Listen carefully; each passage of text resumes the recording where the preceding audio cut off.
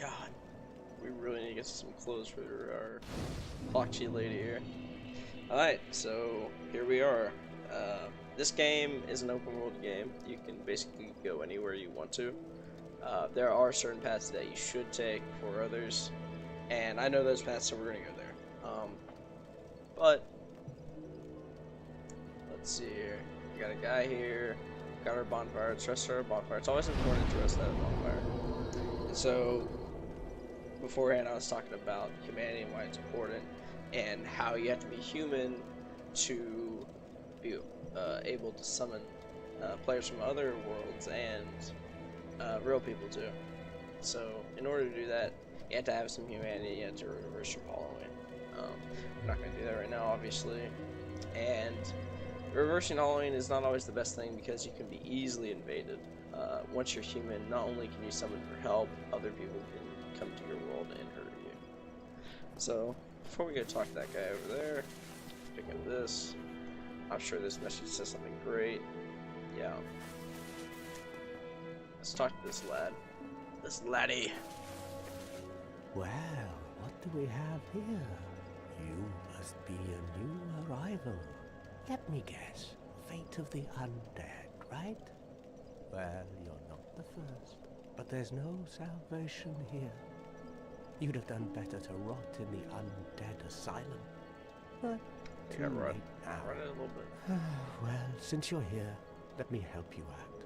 There are actually two bells of awakening. One's up above in the undead church. The other is far, far below, in the ruins at the base of Blight Town. Ring them both, and something happened. Brilliant, right? Very. Not much to go on. Nope. But I have a feeling that won't stop you. Definitely won't. So, This game's not gonna play itself. This is why you came, isn't it?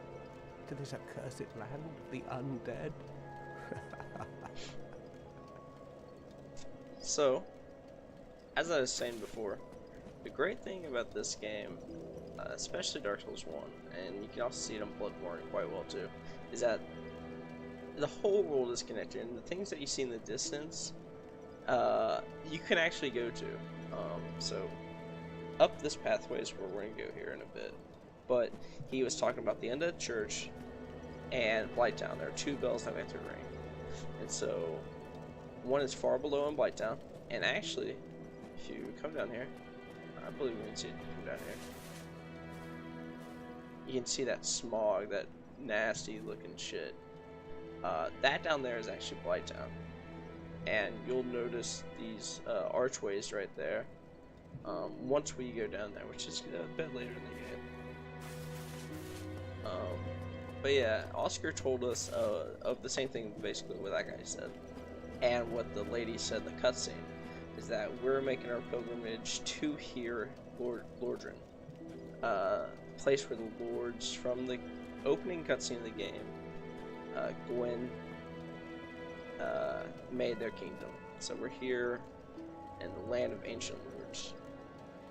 And we have to ring two bells. Oscar told us there's only one bell, but there's actually two. So let's go exploring a bit. Let's get a few items before we get out of here. Talk to one more person, and we'll be good to go on to the first main area of the game. This guy right here, let's talk to him. Hello there. I believe we are not acquainted. I am Petrus of Firelink. Have you business with us? If not, I'd prefer to keep a distance, if possible. Too bad, Petrus. I want to talk Hello to you, there. I realize that I have requested that we retain our... But I also want you to know that it is not meant in ill will. Here, take this, as a token of peace. No, go ahead. It's oh, how for nice of you, dude. Oh, a copper coin. I wonder what that's used for. Oh my. Yes. You again. It's me. Oh, I know. How about this? I have to await my companions here anyway. So what if I were to teach you some miracles? Would that please you? I mean, I don't think I'm gonna be doing much with miracles this playthrough, but I'll say yes. Very well. Always Then good to have first, the choice. A covenant with the gods. Alright, so covenants in this game are basically like clubs or gangs, we'll say, but not really. But they're kind of factions spread out through the game, and each covenant has its different, reasoning behind it. Now let me share my I never really vehicles. got too much of the Only covenants myself. their ultimate effectiveness will be determined by your efforts and your faith. And so this guy is our first miracle person. We can go into it. He's got a few miracles in here. Nothing too crazy. And he's also got a talisman. Talismans are used to cast miracles. And so yeah, we're already in this covenant. Let's learn the gesture, shrug. My Let's talk to him one more companions time. are Milady and her young knights. She is young, but burdened by an undead mission. We are her defenses, to keep her from harm. An undead mission? Regrettably, I cannot share that with you. But you are my pupil. Perhaps if you show your faith. We're not gonna pay this I'm guy. afraid that may be difficult. Alright, so we're gonna leave this Come guy again. do his The thing. effective... Yeah. Blah blah blah blah blah. There's an item over to the left. So yeah, that guy is sitting there waiting for his lady and his other companions who are escorting the lady. And we're gonna meet up with them later in the game. See what's happening. But yeah, he's kind of at $600. If you're just starting out, don't pay that to that guy. It's kind of a scam. He's gonna tell you a bit more information, but it's nothing that's too important. And I don't know if I talk to this guy again, but let's see if he's saying Ah, your face. Yeah. You're practically hollow. But oh no, going hollow could solve quite a bit. Okay. It's very important when you're playing a Souls game to, when you're talking to a character, make sure you exhaust all their dialogue, because they won't just stop saying something new. Throughout the game, if you're coming to visit them back, they will have new dialogue for you, so make sure you talk to them, and make sure you talk to them until they repeat themselves. What? Restoring yeah, your so- humanity? Well, there are a few ways to go about it. Collect it bit by bit from corpses. Or you can butter up a cleric and get yourself summoned. And the quickest way, although I never do it, is to kill a healthy undead and pillage its humanity. Coveting thy neighbor is only human, after all. Oh man, you're so funny. What are you looking at? God, Don't okay. try anything clever. You Thought might we were regret good it. friends. I think that's the last of the dialogue. What? You want to hear more? Oh, that's all we need. Another inquisitive soul. Well, listen carefully then. One of the bells is up above in the undead church, but the lift is broken. You'll have to climb the stairs up the ruins and access the undead burg through the waterway. The other bell is back down below the undead burg, within the plague-infested Blight Town. But I'd die again before I step foot in that cesspool. It is accessible. I do not want to go there, but we Bloody don't have to. hell, what is Okay, it now? dude, You got some good ask too information. many questions. Hmm? What now? I'm not up for chatting. Leave me alone. Alright, so that's all his dialogue. And he gave us some bit more information about humanity, where exactly we need to go. So he talked about the lift that's broken. If we head over here, past Petrus, we can find that lift, which is in fact broken. And below it, some treasures. So let's go get these treasures. So this is the lift right here. Obviously can't go up it. Gonna drop down. Down here is a few treasure chests with a few items. Let's see what we got. Homer bone. Homer bones are used to return to the bonfire. If you need to.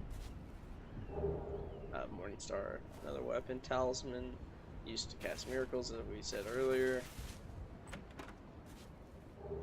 Cracked Red Eye Orb, that's used for invading other worlds. I'm not much of a PvPer, so I'm not going to really use that. And Lloyd's Talisman. Alright, let's check out these items real quick, see what they do exactly. Cracked Red Eye Orb, obviously talked about it. Invade Other Worlds.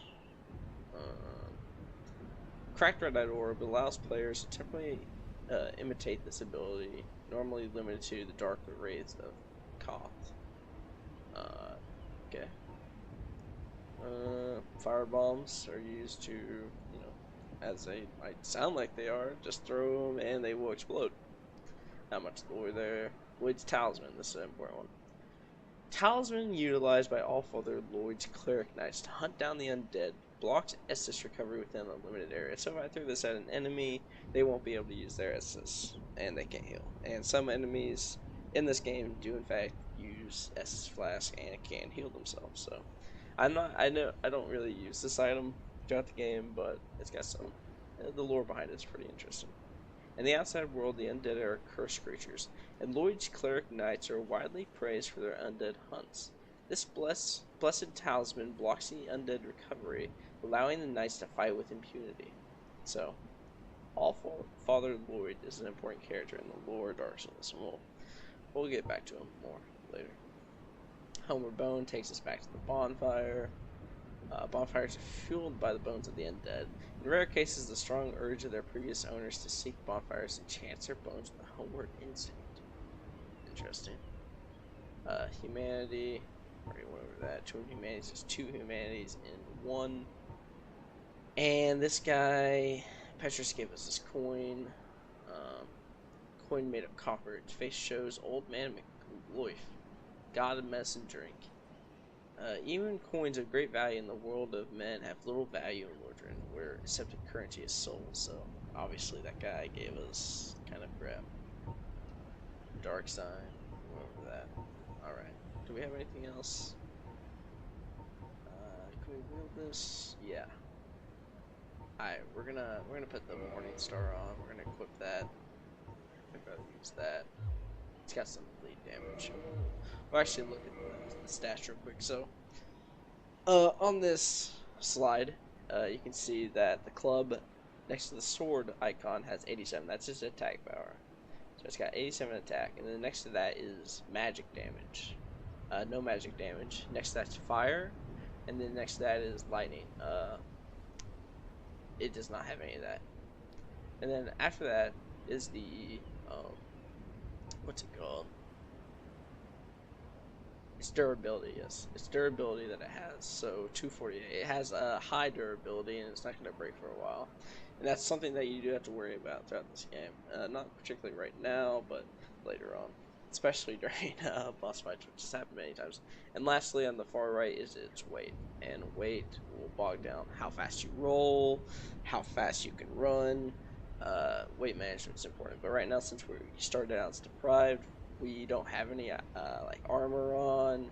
We hardly have anything on us, so we don't have to worry about weight right now. And if you hit X or square if you're using a PlayStation controller like I am, you can see more in depth of what we're looking at here. So it shows us on the left side. It shows us the attack, as we stated before, the physical, magic, fire, and lightning. And also the critical. So the critical attacks are like, you know, parrying and a backstab. And then param bonus is the parameter bonus. So how well this weapon scales with your stats. So it says it's got an A next to strength. That's strength right there, the arm. And you can match that up with the right side of the screen where it shows all my stats. So the higher strength you have, the more damage it's going to do. Which this is a really good weapon for strength.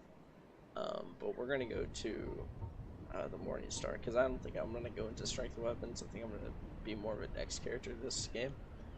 So, yeah, damage reduction, that's for blocking. Obviously, you're not going to really block with a weapon. You're going to block with your shield. required parameters, that's how much strength or dex or faith or whatever you need to wield that weapon effectively and actually be able to use it. So Morningstar, it's got a C on strength. It's obviously worse than the club, but it's also got an auxiliary effect, bleeding. That's the 300 next to that little splat. So we're gonna equip this. That's good, and we're gonna move on. So down this way is the graveyard. We're not gonna deal with this shit because there's a few skeletons, and skeletons are pretty difficult. We're gonna come here much later into the game. Right here is our crow buddy who brought us to Lordran from the Undead Asylum in the north. He's pretty important to, or she, I'm not sure, to get back there later on. So we got a few items, pretty good. I think we can move on to the next place that we need to go, which is the Undead Dirt.